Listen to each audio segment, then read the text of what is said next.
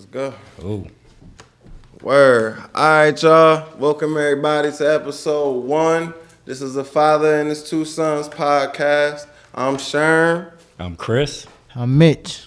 All right, so just to get things started, we're gonna toss it over to my dad. He gonna give y'all the intro for how and why this whole thing came about. Why you see us sitting in front of you on your phone, your computer screen, while you at home doing whatever you're doing. So go ahead, Dad. Talk to the people. Yeah, so basically, we sitting around the house and everything like that. And we watching ball games and we talking about political stuff like that and whatnot. And I thought it would be cool for us to get together in the form of a podcast and maybe give people some insight into our thoughts coming from 3 different generations. Because I found that, as we were having conversations, their views weren't necessarily mine and they weren't necessarily wrong either. So, we just, go back and forth a lot, as we throwing pillows at each other and old socks. And I thought we would just get into a venue where we could, have you guys privy to what some of our conversations are. Word.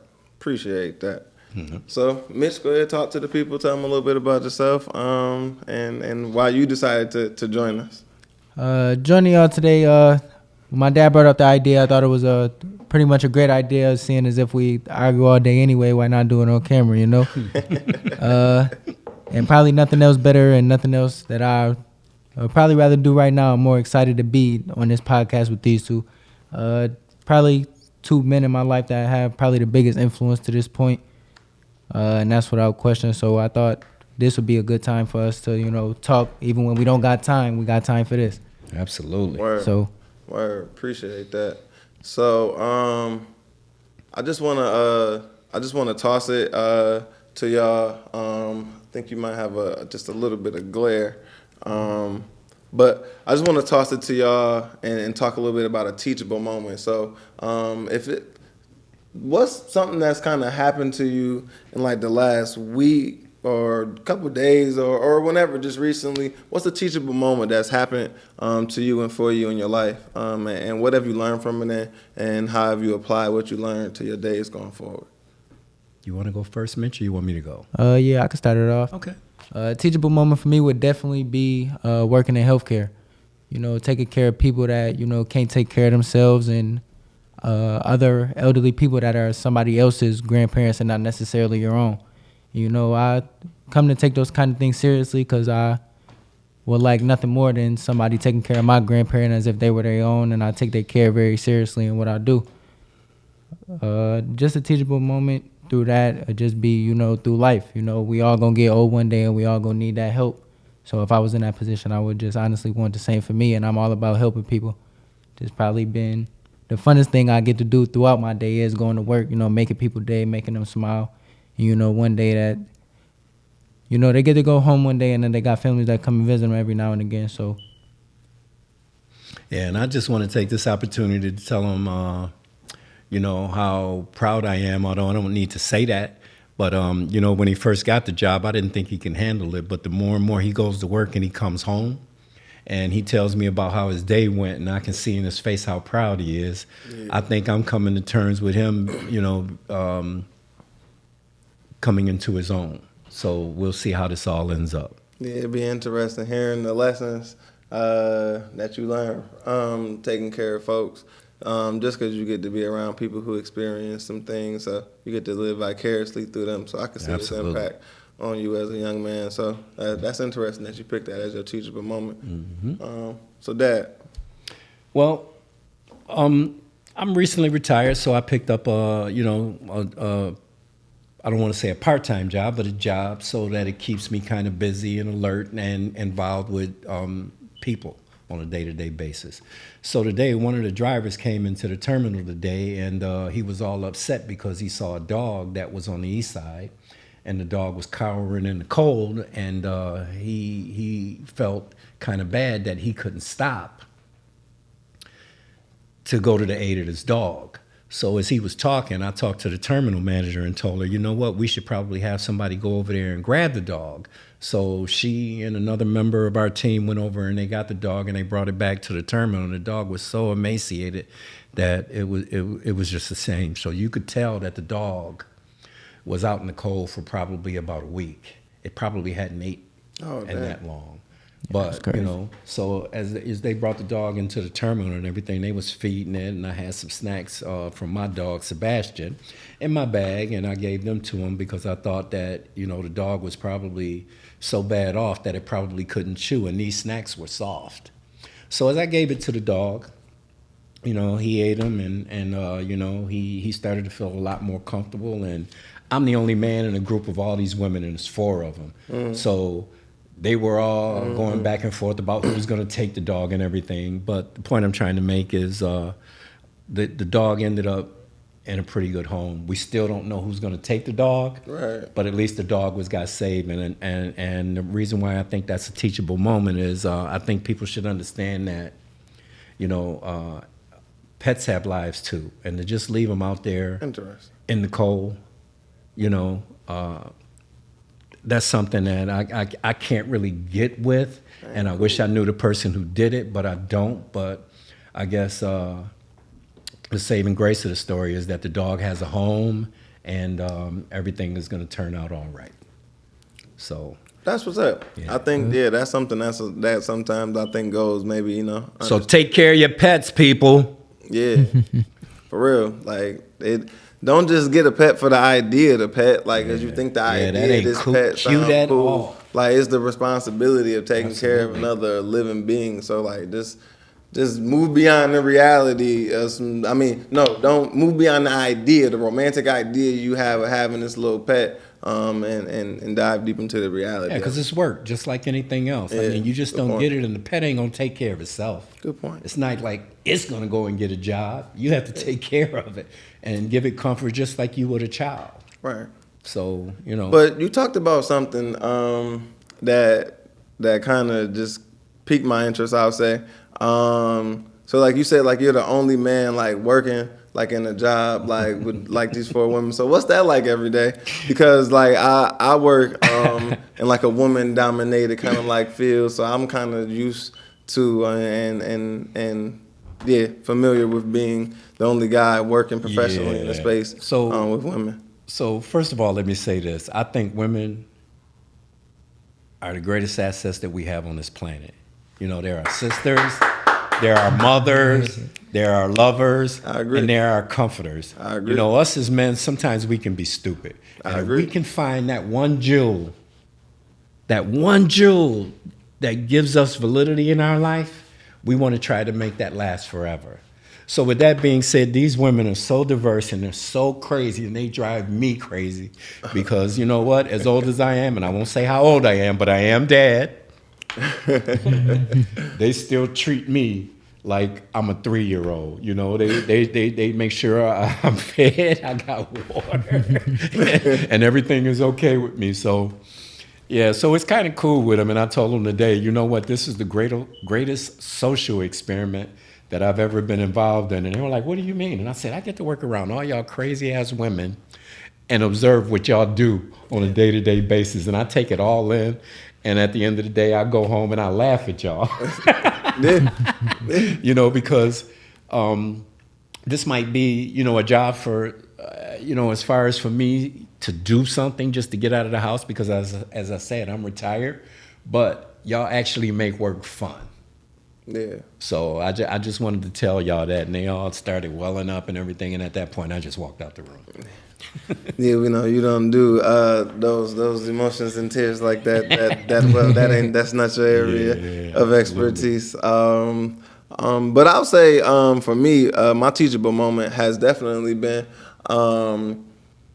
taking the time to take a deep breath. Like, man, I be getting so frustrated, like at myself for the most part, not even like the world, and like nobody's ever gonna be harder on me than I'm hard on myself, and like.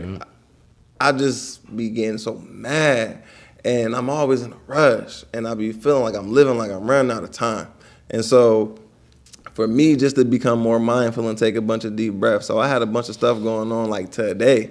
And so just being mindful of just like taking a deep breath, controlling things that I can control, and just managing what I can manage, and figuring out how to like apply that same thing to tomorrow. Just because like I think a lot of us, especially like I'll speak for myself, and if you agree, that's cool. If not, that's cool too. But like I grew up like looking up to like a lot of like athletes and stuff like that. And so when you like watch athletes, a lot of people again think about the romantic idea of being in the game and being in the spotlight. But a lot of times I like to think about like the reality of it, and what does that actually mean. And so for me, whenever I'm getting frustrated, like I try to like think about like how an athlete doesn't just go out there on Sunday. They was watching film of what they did before to try to be better. So if I'm not out there like playing the game, I'm out there playing like the game of life.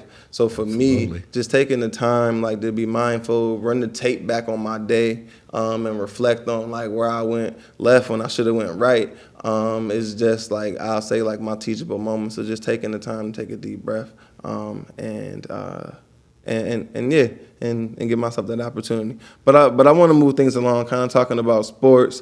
So what's going on in the wide world of sports? Anything that's on your radar that y'all kind of want to talk about? Yeah, me and Mitch was just going over that Hawks Magic game, and I'll throw that over to Mitch and let him tell y'all a little bit about that. The Magic scored 50 in the first quarter.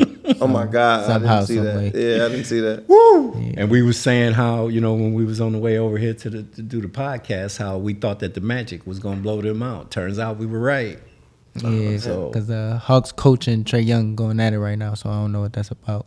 Oh, they got beef. Yeah, somehow, some way they got beef. Okay, I heard they was going to trade they power forward. What's the dude, John Collins? Oh, yeah. Yeah. Well, I might have to give a call to my Knicks, man. We can use that dude. Yeah, I heard they was trying to trade John Collins. Right. Yeah. Come on. Yeah, he ain't that much. So all right, so we're laying claim to our teams now. Pops is the resident Knicks fan. I don't have Knicks. Any Knicks fans, if y'all hearing this, let's put our bid in. Let's put our bid in. I like the Knicks, but my team is the Suns. They ain't doing too hot right now without Booker, but I like the Suns. Listen, I'm not a Knicks fan, but what I will say is, by default, we Knicks fans. I guess I'm a Knicks fan. Yeah. Because like that was like the basketball that I grew up watching. Of course, my dad being a Knicks fan had a bunch of Knicks memorabilia and stuff growing up in the house. And when you live in Buffalo, you get MSG on your as part of your cable package. So like you get every Knick game for free. Like you live in New York City, so like nothing else to watch. Their game is always Orange on and TV. blue, baby. Yeah, the Orange game and is blue. always on TV. Yeah. So like I'm not a Knicks hater. I wouldn't call myself a fan. I'm a Knicks supporter. I'm sure this would be a big one. College teams. Oh, college teams is Carolina everything. So going forward, you can troll me, but definitely expect me to cheer when you see my Tar Heels stomping all over the NCAA, whether it's basketball, football, women's soccer, men's soccer, lacrosse, field hockey, regular hockey, baseball, volleyball. We do it all down there at Chapel Hill, and it's Carolina blue through and through to the day I die. Since the age of 6, I've been true to this. Yeah, but before we get off topic, I just want to say this. Welcome home, Brittany Griner. Welcome home. Yeah. Good you have Great you back welcome going. on American soil. And I just want to give my accolades to anybody who made that happen, except for Toupee Fiasco, that is, who tried to lay claim to that. Toupee Fiasco. Yeah, that would be our 45th president. Oh, I thought you was actually taking a shot at Lupe, like the rapper. I'm about to say he teaching. That's Toupee. He teaching the class at MIT. With that man with his hair. I see Toupee Fiasco. But anyway, he tried to lay claim like he laid the groundwork and he didn't have shit to do with it. But that's all right. Uh-huh. And I'd also like to send a shout out to the family of Paul Whalen. Hopefully we get him home pretty soon too. Yeah, so this is what I would say. I'm glad Brittany Griner is home. She definitely got locked up on some bullshit charges. Absolutely. And yeah, I'm gonna just keep it at that. She got locked up on some bullshit charges, and they tried to play politics with that person's life. And they did. Yeah. Thank you for correcting me. They didn't try to do shit. They did. They did play politics with her life, and so we just got to be careful and mindful of that. But I've seen a lot of folks in their comments, and I think some of the most interesting comments, not that I agree, but some of the most interesting comments came from the good brother, Dr. Umar Johnson, who said that she's going to be used as a political pawn because she covers so many demographic bases. Absolutely. Because she's a woman, she's a black woman, Yep. she's a celebrity. She's well and known. she's part of the Well known. LGBTQ community. So Absolutely. that one woman checks 4 boxes on the political. So I just thought that was really interesting. That Brother Umar was critically thinking about it in that way, though I wasn't. And again, not to say that I agree with everything that he say. I just thought that was an interesting objective. He said this beforehand? To take on no, he said it after. Oh, okay. He was kind of explaining like that was some of the reasons why she might have been why they might have expedited that, because he was saying that Joe Biden had to do something for black people. And by doing that, Yeah, well, they always you can try to check throw that race box. in it. You know, Right, it has right, nothing right. to do with race. It just Exactly. has to do with who would be the best option to get out of there at the time it was done. yeah, So, you know, Putin is no fool. You know, he even started this war, you know, because, you know, again, Trump was in office. He knew that we wouldn't even retaliate against his agenda because we had this knucklehead in office. But now that we got Biden, and at least we have a foot up on everything, and bringing Brittany home is a testament to that. So, you know, hopefully we can get everything all straightened out and get all our political prisoners everywhere around the world home. yeah. I'm definitely a fan of bringing home our troops and our political prisoners. I definitely don't say it with any shame. I love America, though this country has done some atrocious shit. Absolutely. To me and my ancestors as a full-time black man. This is the only country that I know. But we gonna get into that in subsequent episodes and subsequent topics. But most definitely, my heart and my thoughts go out to all the POWs and all the troops out there too that's fighting to maintain my freedom to be able to talk this fly shit that y'all hear over the airwaves. Yeah. So yeah, anything else? Anybody want Yeah, to come to that? so just let me get this out here. Yeah, go ahead, Dad, go ahead. You know, earlier in the week, President Biden signed into law the Respect for Marriage Act. Okay. And what that states is that the new law prohibits states from denying the validity of out-of-state marriages based on sex, race, and ethnicity. Also, interracial marriages. Now, let's think about that. When we think about interracial marriages, we're taught as Americans to think of the dark side of that. So when we think of interracial marriages, what's the first thing that comes to mind? A marriage between who? Oh, black. A person of color and a white person. Yeah. Caucasian. That burns my ass, because interracial to me is the marriage of two people of two different ethnicities. Am I right or wrong?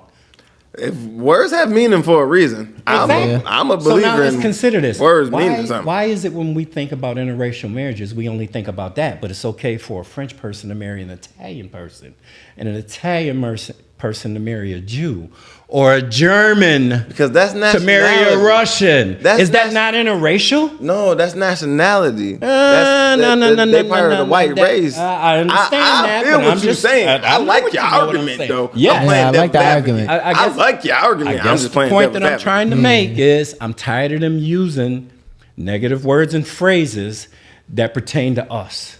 I think that we should make some kind of grassroots effort to eradicate that kind of talk. So I'm going to say this, and I hope people don't take this in the wrong context, but I am not a black man. I am an African American man. The word black has too many negative connotations behind it for me to accept individuals calling me black. Interesting. Because I consider I- myself to be a full-time black man. And I understand that because that's what you're taught. As an American, you're black. But understand That's what I identify as. But that's okay. and You that's, can be what you want to be right in this country. That's what why this I country is all totally about. respect your right to call yourself what you decide to call yourself. I agree. Am I not of African heritage? As you are. Yeah. Okay, so why can't I be African American? If an Italian American can be an Italian American, I agree with you. And Listen. I agree with you. I'm not like and I'm not also trying to ask for an agreement. No. But my point is like I'm not necessarily like to do a callback to what you were talking about. Mm-hmm. I'm not married to these terms, right? So like I could use black or African American interchangeably. Mm-hmm. I'm not like emotionally tied or to either one. I can use them interchangeably. Right. However, I'm super mindful when I'm in like mixed spaces with white people, when white people, I'm on whatever type of time they're on. Mm-hmm. So if white people decide that they would like to use the term African American to describe me, then I'd say European American to describe them. And that's okay. Right, because it's accurate. Now, if they they say don't black. mind that. Now, yes, they do. Yes, they do. In the spaces that I've been in, yes, they do. Well, they look at it as us trying to be uppity. No. One up. Yeah, that's probably what it is. The look that I see is discomfort, and it might be discomfort for the very reason that you're mentioning. Absolutely. But the look in the faces that I'm seeing in the body language, I'm interpreting as discomfort. But it very well be exactly what you're saying it is. And it was so funny that I wish y'all could have been in Tops with me today, because I stop in Tops every day before I go to work. And there was this older white man in the store, and he was like ranting and raving about if he was president, if he ever became head of this country, how he would shut down the borders to all of these Mexican Americans and all of these Africans and this and that. And I looked at him and I said, "Excuse me, sir, you do realize I'm an African American, right? And not only that, but a lot of Mexicans have African blood in them. They may not admit it, but if you look at the history of the Mexican people and even the Latin people in general, most of them are based in an African race. Yeah, there was slavery and subjugation and I said, and we Latin all, America 100 years before absolutely. it happened in North America where we at. And we all came to this country from somewhere. Right. America was based on people coming from other places. So if you would close the border, they always do that, but that's another story. So if you close the borders, then the immigration aspect of our country goes away. So what is it you're trying to say? And he stumbled over his words and everything, and I just looked at him, you know what, have a nice day. Because if you want to sit there and you want to listen to the news and form your own opinion because you're too ignorant to understand. Yeah, that's not his own opinion. That's the opinion he was given. He was given. That's the opinion he was given. That I was trying to make. The opinion he was given. That's the point I was trying to make. So, God bless him. And, like I told him, have a nice day. Okay. Yeah. So, anyway.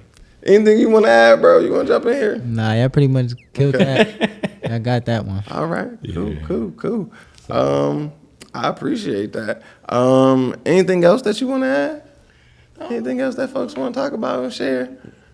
Yeah. Did you see that? Did you see the video of Kayla Springs when no, that University of Kentucky student that called that called Kayla like the N-word over 200 times? Hold on, time out. Like a 15-minute video. Time out. Out of all people, I'm surprised you didn't see it. Did you see it, Mitch? No. I'm telling you. I ain't seen it. Y'all gotta Google it. Okay, listen. No. Time out. Okay, listen. Okay. Another one of them Karens out there. I don't. This might be the video that I think I've seen, but I'm not sure. But we're gonna go ahead and play it. And we're gonna get our reaction to it. Yeah. A University of Kentucky student caught on camera using racial slurs and getting physical after a night out. Other students identified the woman in the video as Sophia Rose. She don't even care. Look at her face. I mean, look at the this. black student employee on the receiving end, freshman Kyla Springs, explained it all went down around 1 o'clock Sunday morning at Boyd Residence Hall, where she was working as a desk clerk. She says Rosie came into the building and Martin Luther King what? When she and some other students look tried at to her. help, Whoa, she no, said no, no, no, no, no. Bring it on Time in, out, Jerry. time out, time out, time out, time out. Martin Luther King She Boulevard. said Rosie Oh, came into the building and appeared inebriated. I'm sorry. When No, she and just some look, other just students watch. tried to help, she says Rosing launched into an attack, calling her the N-word and trying to hit her several times. Yo. As Spring is seen And she- holding look her at- arm I and give her a begging lot of her to credit for stop. keeping her composure. yes. Look at her, look at her. I'm almost Oh mad. my goodness, I'm almost mad at Spring her. keeping her cool But I'm throughout the ordeal proud of her. as Rosing continues Two her things could be verbal true at the assault. same time. Look at you can tell. See how mad she is? Oh my goodness. The video goes on to show Rosing throwing several more punches Oh, yeah. and appearing to try and hit Spring with a shopping cart. What? I ain't see this She part. went and got a weapon. The entire Yo. video is simply too explicit for us It to is. show without I mean, I wish you censoring, could have but saw we it counted Rosing using in its the rawest N-word with form. Spring I and have other yet to students at find least a copy of that 33 online, but it times was like before the 12 police minutes. Let's go arrived. find that. Like I commend this girl for the composure that she had. Yeah. But the other side of that is when her mother found out about it, and I believe her mother is from someplace in where's her mother from? I want to say Yeah. no, she lives somewhere in the South, but she immediately got on the plane and got to her daughter because she knew that once it hit the news outlets, it was going to be an entirely different monster. So she got out there and made sure her daughter was all right and that she was okay. And, and then they took it from there. So, you know what I mean? But, stuff like that, man, it's kind of tough to go through life, man, always turning the other cheek. Yo, And for we real. live in the 21st century, and shit like this shouldn't be happening. It shouldn't be. But I also feel like shit like that happens because we don't make an example out of these people sometimes. Exactly. Yep. And sometimes Exactly. like you got to like let God work through you. Trust God. Yeah. So God is here, right? Yeah. So sometimes God put me in your life to whoop your ass, to teach you a lesson that don't do that no more. Yep. That was God working through me and these fists and these feet on your ass, telling you Yep. don't do this no more. And they always But to talking let God about, in your life. Yes, and that's the thing. They always talking about God, but they always forget spare the rod, spoil the child. Amen. So you know what I mean? They always forget that part. That's right. So I just wanted to make people aware of that because this is what we have to go through every day as people of color. That was crazy. Whether you choose to believe you're a person of color or not. It's crazy. So anyway. So I think that's interesting. So like I'm gonna put you on the spot, Mitchell. Why?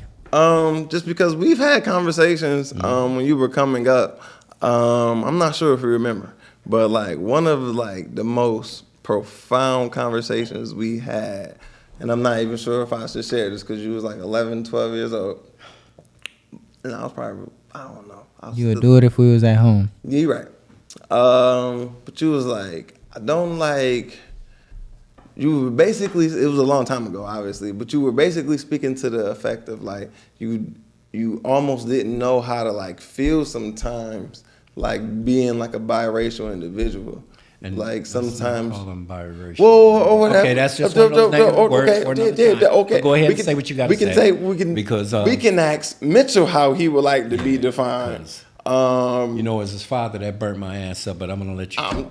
I'm tired. Like as my father, I apologize to you. And But go ahead and say what you got to say. yeah, no, that was kind of it. Like I'm just like curious. So like when these kinds of moments like happen in society, because like I have like your mom. I love your mom. She's been in my life before she's been in your life. I always tell you that. And so we have family that is white.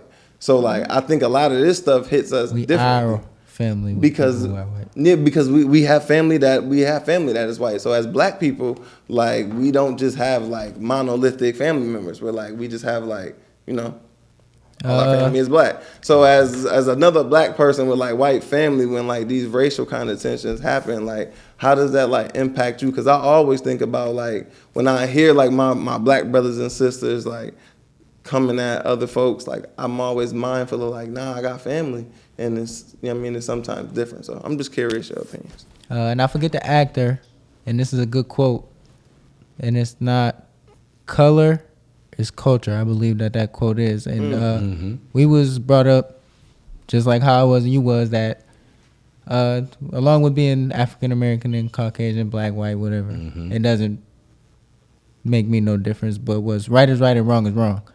So seeing it from either point of view, I don't like to see videos like this at all, because it could have very well been a black girl attacking a white girl as well. Absolutely.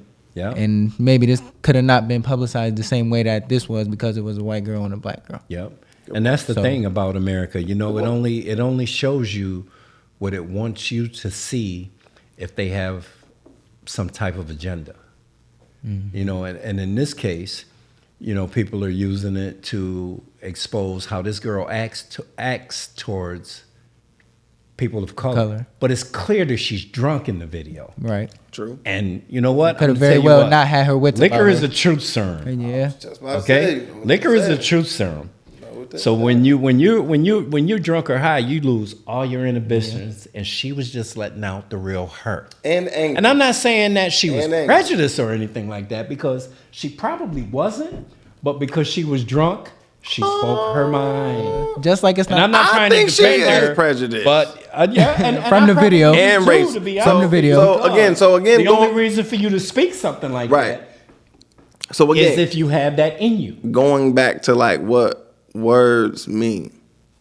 Prejudice meaning basically prejudge. So she don't know this person. Right. She's prejudging her. N-word, negative slurs. Right. Oh my God. Which is different than racism, which is institutional based, which means because you are X, Y, and Z, you don't get access to A, B, and C.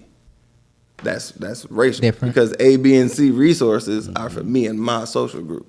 So like that's the difference between being prejudiced and being racist, in my opinion. There definitely is a difference. Which is a good opinion. Right. So that's why I agree. She was being like prejudiced in that moment. She wasn't preventing her from having access to no system. Being racist is a hatred. Yeah. You know what I'm saying? That's a practice. Just like it's not daily practice, a lifestyle. It's a learned behavior. Right. Well, that's what I was about to say. As you go through life and what people teach you. It's not what you know, it's what you taught. Exactly. It's what you taught. Yep. Yeah. But you know, but that's the way of America. They always want to keep us separated by showing us stuff like that and forcing us to form opinions. We got to be better than that. You know what I'm saying? We got to have opinions, though. I understand. Are you saying we're not supposed to have opinions? No, not at all. I'm just saying that Okay. you have to be intelligent enough to understand when those opinions can hurt someone. But does that mean you're not entitled to your opinion because your opinion may hurt someone? Just because you can doesn't mean you should. Okay. I'm gonna leave it that like Okay. that. So I got a question for you. Shoot. So because this happens a lot. So people like myself and other people like me have a high self-esteem. We think highly of ourselves, right? You should. You was taught. I describe myself as an irrationally confident individual. I am irrationally confident. There are things that I have no business doing that I will do like I'm a fucking expert. I don't care. I believe in me. Open up the window, I'm going to jump out and fly, right? Yeah, well, the only thing I'm going to say to that is life is not a spectator sport, right? And you only live once. So, okay, cool. So to my point, I'm glad you kind of answering my question. So to that point, when you walk around like that with your head held high, that and having a high opinion of yourself, right? That sometimes makes others feel insecure and inferior. Yep. So should I not walk around and let my little light shine everywhere I go? Well, let me because it's gonna make somebody else's feel dim. Let me say this: if you walk around and you put yourself on a pedestal up there, I just believe that I'm me. What happens when you step off of that? But I just what happens when you step off of that? That's true. I think that's a different thing. What happens when you step off of that pedestal? You fall. Absolutely. Everybody loves to see people fall. So just be aware of that. You can put yourself out there and you can make yourself vulnerable to that. But just be aware that there's people who are going to hate you for who you are, and they're Right. always going to feel some kind of way about you, and they're always going to knock you off that pedestal. So listen, Right. I don't just be prepared. I don't believe and that it's educated enough. I don't hold your listen. position. I don't necessarily believe that it's a pedestal that I'm putting myself on. For lack of a better expression, I feel like it is. If I'm saying save the dolphins, that don't mean fuck the whales. Right? So I'm just saying like I'm you know what I mean? Like I'm saying I'm dope. That was a good way to put that. Yeah. and I'm you dope. should feel that way about you. I'm dope. You should feel I'm that not way dope about at you. the expense of you. I'm not dope at the expense of you. I'm not Right. I'm Right. not dope because anybody else is less. Yep. I'm just dope because I'm dope. It has nothing to do with like taking away from anybody else. And so that's Exactly. But so there I are don't some think that I'm people above who don't anybody. understand that. You know, Right. because you have a zest for life, That's true. and you're gonna live it to that. That's true. But there are some people who, for whatever reasons, they have very low self-esteem and they don't know how to live. So they're gonna kind of live through you vicariously and try to mess up everything that you got going on because they feel that you think you're better than them. And that kind of fuels the hatred towards I agree. people. I agree. You know what I'm saying? So you just have to be a little bit careful. Keep living your life like that because I, as your father, I love that in you, and the same with him. You know what I mean? But just be aware that if you live high, there's always people that want to knock you off that pedestal. Okay? So you just have to figure out a way to get around that and ignore them. All right? Because you know what? We're all the same. No matter what people try to teach you or no matter what they try to show you, we are all the same and we all have one agenda, and that's to live life to the best of our ability. You know? And some people, they just can't do that. And that's why you see people like they're shooting this up, they're shooting that up. You know, they want to try to kill this person, or they just want to do evil things. So, you know, let them be them and we do us. That's all we can do. So, you know, I would think that as a father, I taught y'all to always try to live to the best of y'all ability, travel a lot, and just love life. Everybody else, they can get in where they fit in, because we don't give two shits about them. And I don't mean that to say that we're negative about what they got going on, but we're Because I give a shit about me don't mean fuck you. You know what I mean? So just because I love me don't mean fuck that's you. right. That's Just right. love me. And I like that. Nothing to you do know? with you. So if anybody out there and y'all listening, just remember we ain't against y'all. We just pro us. Right. We just pro us. So that's how that go. Yeah. So I think that's actually a great place to end it. I'm not sure if you got anything else that you want to add, Mitchell. If there's anything else. No, I had a fun time One listening. more thing to If there's say. anything else, Just okay, one take more off. thing. Y'all might be a little too young to know about this, but have y'all ever heard about Schoolhouse Rock? Yeah, that's what's the word? I know you know the word, bro. From Schoolhouse Rock. Y'all ever What's see the- Schoolhouse with the Rock? 'Cause cartoons that was from from the my 70s. time when they But didn't you I have, learned like, English. didn't you I have still the have it. VHS? I still have You it. had the I VHS. still have it. We I watched got it. I know we watched I it. watched the VHS We on watched the it. DVD And or you know something. what? I watched it. basically It's learned that, English to speak. Learn how to speak English. off of that stuff. Expialidocious. Yeah. That's that word. You know, they had stuff like supercalifragilistic function, and it taught you That's how what that is. a bill passes through the Senate and stuff like Yeah, that. But we anyway, got I the just DVD. wanted to say, We definitely watched to that. give a shout out to the creator We of old. that.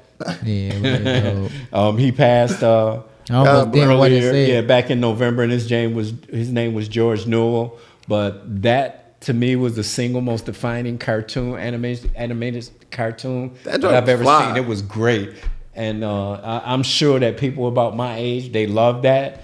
But if you I'm get a 31 chance, and I please love Google it. Schoolhouse Rock. Please Google it. 'cause Schoolhouse it'll Rock teach is you a fly. lot. Yeah, Google it. absolutely. It's fly. They need to rerun that. They do. They need to rerun that. I mean, because there's definitely a lot do. of ignorance in the world today. Definitely. That came out And 30 years before I was born. right, and it's Do the still math. relevant today, and it would 30 be fresh, 30 what for me? to 38? have, young people learn that, but Yeah, definitely. Shout out to Schoolhouse Rock. Rest in peace to the creator, George Newell. George Newell. Absolutely. Yes, yes, yes. Yes. It's not mine. Just for the record. Yes. Make sure they know. Yeah. Okay. All right. So Yeah. I feel like, you know what I mean, it's the Porky Pig moment. That's all, folks. yeah. We are going to check out now, and I'm going to go ahead and steal something from my hero, the great Jerry Springer. Uh oh. You folks out there, you take care of yourselves and each other. Peace. Peace. Jerry. Here we go. Yeah. All right, people. Have a great night. That's all, folks. Take care of yourself and each other.